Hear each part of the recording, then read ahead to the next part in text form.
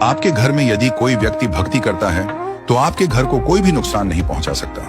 जब तक विभीषण जी लंका में रहे तब तक रावण ने चाहे जितना भी पाप किया हो, परंतु विभीषण जी के पुण्य और भक्ति के कारण रावण सुखी रहा और शासन करता रहा। परंतु जब विभीषण जी जैसे भागवत वत्सल भक्त को रावण ने लात मारकर लंका से निकल जाने के लिए कहा, तब से रावण का विनाश आरंभ हो गया। अंत में रावण की सोने की लंका का दहन हो गया और रावण के पीछे रोने वाला भी कोई नहीं बचा। ठीक इसी प्रकार हस्तिनापुर में जब तक विदुर जी जैसे भक्त रहते थे तब तक कौरवों को सुख ही सुख मिला।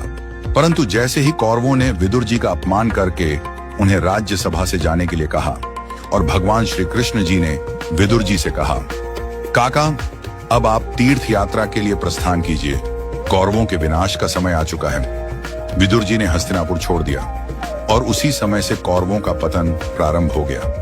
अंत में न केवल उनका राजपाट छिन गया बल्कि कौरवों का वंश भी समाप्त हो गया। इसी प्रकार हमारे परिवार में जब तक कोई भक्त या पुण्यशाली आत्मा रहती है तब तक घर में आनंद ही आनंद रहता है। इसलिए भगवान के भक्तजनों का अपमान कभी भूल से भी न करें। हम जो कमाई खाते हैं वह भी संभव है किसी के पुण्य के कारण मिल रही हो। इसलिए सदा आनंद में रहें और यदि कोई भक्त आपके परिवार में भक्ति करता हो तो उसका अपमान न करें, उसका सम्मान करें और उसके मार्गदर्शन में चलने का प्रयास करें।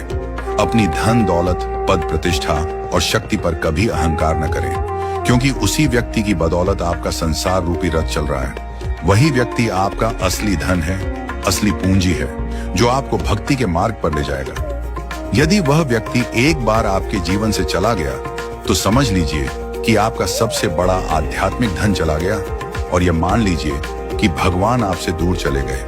यही आपकी सबसे बड़ी क्षति होगी। सत्य सनातन संस्कृति की जय।